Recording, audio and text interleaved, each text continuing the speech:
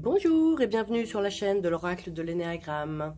Alors la petite intro habituelle pour vous dire évidemment que vous trouverez tout en description, c'est-à-dire si vous voulez une consultation en privé avec moi, vous pouvez m'envoyer un mail. Alors je m'excuse déjà parce que j'ai chopé un coup de froid, donc j'ai une voix un petit peu peut-être différente d'habitude, mais ça ne nous empêche pas d'être là. Si vous avez envie d'un PDF gratuit pour vous initier à l'énéagramme, vous pouvez trouver aussi le lien dans la description. Et si vous avez envie de commander l'oracle de l'énéagramme, vous avez aussi le lien vers la boutique dans la description. Alors aujourd'hui je fais une vidéo un petit peu spéciale. Vous voyez, ce n'est pas l'oracle de l'énéagramme habituel que vous pouvez voir ici. Ici, un petit caillou que j'ai trouvé en me promenant. Regardez, il a une forme de cœur, magnifique. Alors je vous présente la première version de mon nouvel oracle, qui, comme vous le voyez, est l'oracle de l'énéagramme sentimental. Alors, il y a des petites imperfections, mais j'avais envie de vous le montrer quand même, parce que justement, je l'ai commandé moi-même aussi aux États-Unis, hein, comme je fais toujours. Donc, le dos, voilà, je l'ai fait comme ça, en couleur un peu rose-violet. Et il y a un petit cœur au milieu de l'énéagramme pour signifier que cet oracle a pour thématique les relations sentimentales et amoureuses. Alors, on commence avec déjà une carte qui a une imperfection ici. Alors, ce que vous voyez ici, c'est que les couleurs sur le fond ne se voient pas. Donc, la version définitive, évidemment, aura une couleur ici sur laquelle on peut lire le texte de la carte. Alors, j'avais envie, ben voilà, de vous montrer un petit peu en quoi consiste cet oracle. Alors, comme l'oracle de l'énéagramme, le premier, le général, on va dire, il y a des cartes sur fond noir, voilà, qui sont au niveau de l'ego. Il y a des cartes sur fond orange qui sont le niveau en régression. Et il y a des cartes sur fond blanc qui sont des niveaux en évolution. Alors, on va faire un petit tour. Je pense que je vais vous montrer un petit peu en quoi consiste. On va regarder ensemble un petit peu les catégories que j'ai. C'est un oracle qui m'a pris beaucoup de temps parce que j'avais envie qu'il soit complet. Évidemment, avec 108 cartes, on a envie de faire vraiment le tour du sujet. Au départ, j'avais voulu simplifier l'oracle par rapport à l'oracle de l'énéagramme général. Je me suis dit, je vais mettre qu'un seul mot en haut parce que je suis quelqu'un qui fait surtout très compliqué. Donc je me suis dit j'allais faire simple, et en réalité après j'ai discuté avec des copines, tout ça, et puis je me suis dit non, si on rajoute de nouveau les mêmes 6 mots supplémentaires, ça donne une dimension que moi je trouve au jour d'aujourd'hui incroyable à cet oracle. Alors je vais vous montrer un petit peu. Voilà, par exemple ici on a la catégorie qualité relationnelle. Alors j'ai attribué la qualité relationnelle à une qualité que le type 6 va développer. Vous voyez ici on est... entre méfiance et confiance. Ici, c'est un espèce de slogan. Hein. Ça veut dire dans quoi le type est de base. Donc le type 6 est de base très méfiant. Et il va développer sa confiance. Quand il évolue, il va apprendre à faire plus confiance à la vie, aux gens, etc. Donc voilà, il développe une qualité quand il est en évolution. Voilà, ça c'est par exemple. Et ça, ce qui donne au niveau de l'amour, ben voilà, un amour confiant. C'est-à-dire si quelqu'un tire cette carte, vous savez que vous pouvez avoir confiance en cette personne. C'est une personne de confiance, qui aura de la fidélité, voilà, de la bienveillance. Par exemple, cette carte-là. J'ai fait une catégorie lieu. Parce que je me suis dit, voilà, quand on est dans des relations, on se dit toujours où est-ce qu'on rencontre cette personne, comment ça va se passer, voilà. J'ai fait des lieux qui correspondent aux personnalités. Par exemple, le type 4 est un artiste, donc évidemment, je me suis dit, ben, on va penser à une exposition, un musée, un atelier. Voilà, ça peut donner des informations quand on fait des tirages. Ici, par exemple, j'ai fait une catégorie événements neutres, c'est-à-dire des événements dont on ne sait pas a priori s'ils sont plutôt bénéfiques ou plutôt qui vont apporter quelque chose d'un peu difficile à la personne qui les vit. Donc c'est ce que j'appelais événements neutres. Une aventure, ça peut être voilà, le départ d'un nouvel amour, malgré que effectivement ça peut mettre en porte-à-faux le conjoint officiel, par exemple. Ou bien ça peut être une aventure qui donne rien, voilà. Donc, événement neutre. Après, c'est les autres cartes qui donnent le sens un peu de voilà. J'ai mis aussi l'aventure, par exemple, j'ai mis l'aventure, je vous explique quelques cartes, hein, on verra ce que ça donne sur cette vidéo, si ça intéresse les gens. Pourquoi l'aventure au type numéro 8? Parce que le 8 est très sexuel, très instinctif, très rapide, très impulsif. Et moi, je me suis dit, l'aventure, c'est quelque chose qui peut se passer en une nuit, on rencontre une personne, paf, on a un coup de... Voilà, c'est quelque chose de rapide, de léger, voilà. Et ça correspond assez bien, et d'impulsif dans le corps, ça correspond bien à la personnalité du type 8. Alors, par exemple, voilà, ici, j'ai mis, voilà, encore un événement neutre, le voyage. On ne sait pas, un voyage, ça peut être le rêve d'une vie, un voyage de noces, voilà. Ah bah tiens, voyage de noces. Est-ce que je vais mettre... Non, pas ici, voyage de noces. Parce que le voyage ici, là, on va le garder neutre. Parce que ça peut être un voyage par obligation, qui vous sépare de votre conjoint, voilà. Ou bien ça peut être un voyage décidé à deux. Donc voilà, donc c'est neutre. On ne sait pas si c'est plutôt mal vécu ou plutôt bien vécu. Ici, voilà, ici par exemple, événement neutre, événement heureux, voilà. À contrario de l'événement neutre, ici, j'ai fait événement heureux. Alors, évidemment, dans certaines circonstances, on peut dire, mais là, on parle de projet. Vous voyez, par exemple, je sais pas, moi, acheter une maison, voilà, faire des projets à deux, normalement, on peut se dire que c'est plutôt dans, est-ce qu'on voit encore la carte ici? Voilà, plutôt quelque chose qu'on voit ça dans le sens positif. Alors, ici, aptitude relationnelle. Alors, par exemple, ici, vous voyez, voilà, ça m'a fait réfléchir, mais j'ai vraiment aimé cette différence. J'ai fait ici, aptitude relationnelle, et ici, j'ai fait qualité relationnelle. Donc, pourquoi? Parce que la qualité, c'est la qualité qu'on développe avec la maturation, avec l'évolution sur soi. Donc ça, c'est une partie des qualités. Bon, ça ne veut pas dire que l'une est mieux que l'autre, mais c'est simplement l'origine, on va dire. L'aptitude relationnelle, c'est une aptitude qui est innée à chaque type de personnalité. Chacun, de naissance, même s'il n'est pas très évolué, ou s'il reste au niveau de son ego, ou voilà, s'il fait une vie plutôt sans évolution, on va dire, tout le monde a des aptitudes relationnelles. Par exemple, le type numéro 3, de façon innée, c'est un séducteur ou une séductrice. Il n'a pas besoin d'évoluer en conscience, de grandir, de maturer pour avoir cette aptitude. Donc j'ai mis, c'est une aptitude de naissance quasiment, hein. Voilà, le 3 a cette aptitude relationnelle. Alors, j'ai de nouveau fait la catégorie péché, hein, bien sûr. Donc, le 2, c'est l'orgueil. Donc, ça, c'est les péchés très standards. J'ai fait une catégorie temporalité, parce que ça, on a très, très envie d'avoir des réponses dans le temps pour tout ce qui concerne l'affectif, le relationnel. La catégorie temporalité, il y a quelques cartes assez intéressantes. Donc, par exemple, le 2, l'instant présent. Voilà, on ne se soucie de rien, on est dans l'instant, on ne fait pas de plan sur le futur. Voilà. Alors, j'ai fait quartier. Ah oui, il n'y a pas encore les cartes orange. Catégorie orange. Donc, catégorie piège relationnel. Alors ça m'a beaucoup intéressé parce que j'avais envie de faire une catégorie dans quoi un couple peut tomber. Dans quel piège il peut tomber. Alors là, effectivement, c'est la passion. Alors, vous allez dire, oh là là, la passion, c'est super et tout. Alors, moi, je l'ai mis dans la catégorie du piège. Parce que, alors oui, normalement, toutes les relations amoureuses débutent par la passion. Mais il se trouve que la passion, c'est un piège, parce que c'est de l'illusion. Alors, c'est très bien à être vécu, ça fait partie des expériences humaines, mais ce n'est pas l'amour mature, ce n'est pas l'amour, c'est la passion, c'est physique, c'est chimique, et c'est très bien de le traverser, parce qu'on le traverse tous. D'ailleurs, ça ne dure pas, hein. Au bout de 2-3 ans, la passion, elle s'évanouit. Puis c'est pour ça que beaucoup de couples se séparent au bout de 2-3 ans. Parce qu'après, il faut réussir à convertir en vrai amour. Donc, je l'ai mis quand même dans la catégorie piège. Ensuite, j'ai fait une catégorie blessures fondamentales. Alors, vous avez peut-être tous entendu parler des 5 blessures de Lise Bourbeau. Donc là, il y a effectivement 9 types de personnalités. Donc, j'ai creusé un peu, j'ai enquêté pour savoir quelles blessures fondamentales on peut attribuer à telle personnalité. Et donc, il y aura la blessure du rejet, de l'abandon. Donc, effectivement, après, quand on tire cette carte, on n'a plus besoin de s'occuper de la catégorie. Mais voilà, par exemple, le rejet, c'est peut-être que cette personne, vous tirez cette carte, et ben cette personne va peut-être refuser de rentrer en relation avec vous. Ou bien, il y a peut-être la blessure du rejet qui se joue dans votre relation. Alors, ici, on avait événement heureux, événement neutre, et ici, il y a événement difficile. Alors là, par exemple... il y a la carte de la vengeance. Alors effectivement, le 8 peut, voilà, quand il est pas bien, quand il a été trahi, tout ça, il supporte pas, voilà, il peut tomber dans les envies de vengeance. Voilà, donc j'ai mis la carte de vengeance, crise de couple, dispute, voilà. Alors, ensuite, on a un petit peu des cartes blanches. Alors, ça, c'est la carte que j'avais envoyée à tout le monde en newsletter. Hein. Donc, celle-là aussi, hein, elle va être modifiée. L'arrière-fond, je vais le refaire plus blanc, parce qu'il y a l'arrière-fond qui n'est pas top. Et puis, évidemment, ici, ça sera écrit en gris, comme pour l'oracle général. Donc, voilà. À quoi ça sert d'en faire une première version hein. Alors ici, l'amour inconditionnel.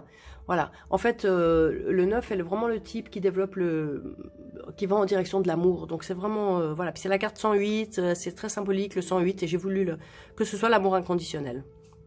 Donc vraiment, si vous tirez cette carte-là pour vos histoires d'amour ou pour les personnes à qui vous faites le tirage, c'est vraiment une magnifique carte. Hein. Est-ce qu'on voit quelque chose ici? Voilà. Alors celle-là, on voit pas bien. C'est la carte de la réussite. Événement heureux. Donc on est ici dans cette catégorie. Événement heureux. Donc, je vous lis si vous n'arrivez pas à voir, c'est la réussite. Évidemment, le 3 aime réussir. Le 3 poursuit la réussite toute sa vie. Il a aussi à apprendre qu'est-ce que c'est que la vraie réussite. Enfin, la réussite, c'est quoi? C'est gagner de l'argent, parader, avoir toute la reconnaissance de tout le monde, ou c'est réussir sa vie, réussir à être soi-même, réussir à être honnête avec les autres, voilà. Mais voilà, c'est une carte de réussite en général, c'est intéressant d'avoir ça dans un tarot, ça veut dire qu'on réussit à faire ce qu'on entreprend. Alors, qualité relationnelle du 8, alors ça va dans cette catégorie. Voilà, la compassion, ça veut dire que le 8, bon voilà, c'est quelqu'un d'un peu franc, direct, tranchant, dur, en force, voilà. En fait, quand il se développe, il va prendre les qualités du 2, et il peut développer vraiment de la compassion.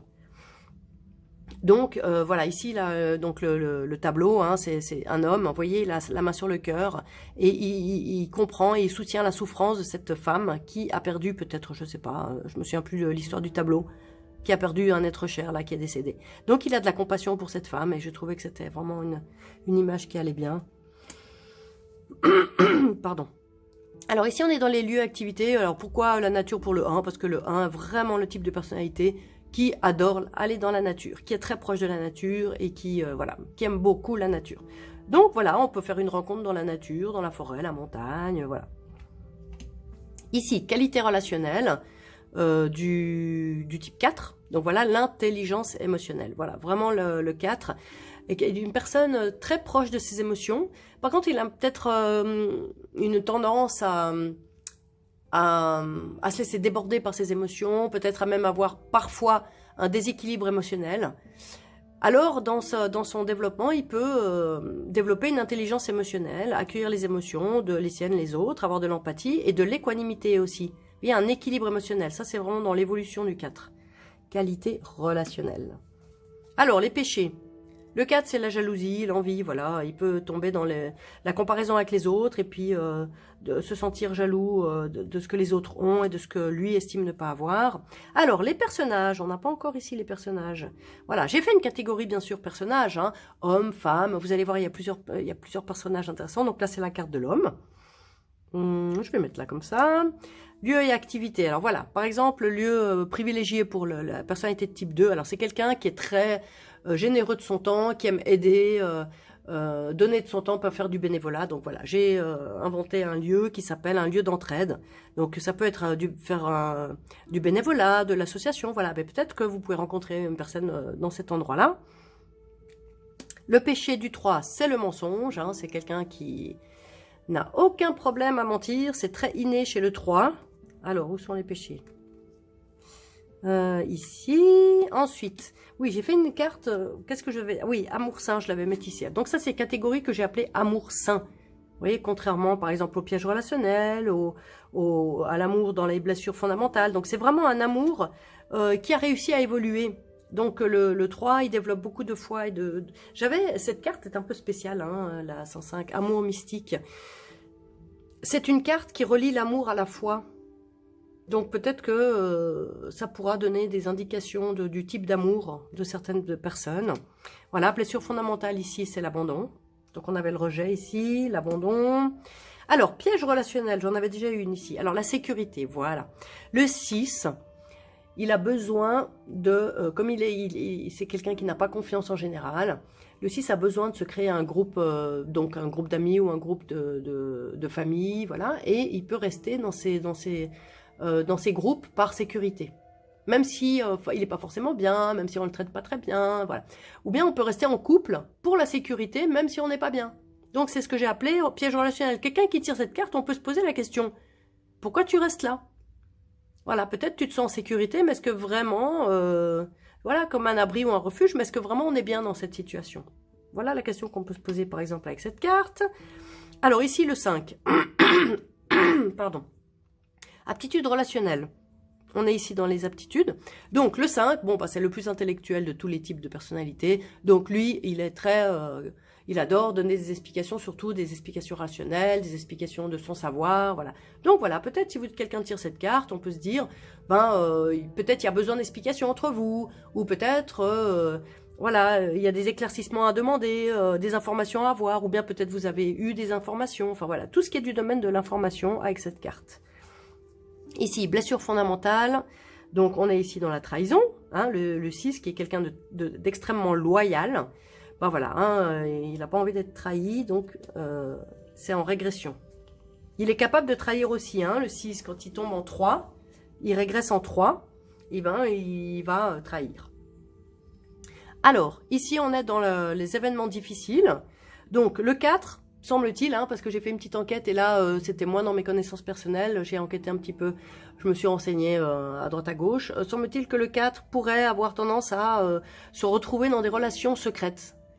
Comme s'il y a une difficulté à vraiment envisager qu'une relation peut se vivre vraiment pleinement, ouvertement, avec une personne libre et tout. C'est une espèce de piège dans lequel le 4 peut tomber. Donc voilà, événement difficile, je l'ai mis dans la catégorie. Et effectivement, si vous tirez cette carte pour quelqu'un, eh bien voilà, peut-être que cette personne vit dans une relation secrète. Donc ça, c'est toujours intéressant. Ça arrive, hein, voilà, des relations secrètes. Alors, blessure fondamentale du 8, l'injustice. Voilà, donc on est toujours dans les blessures.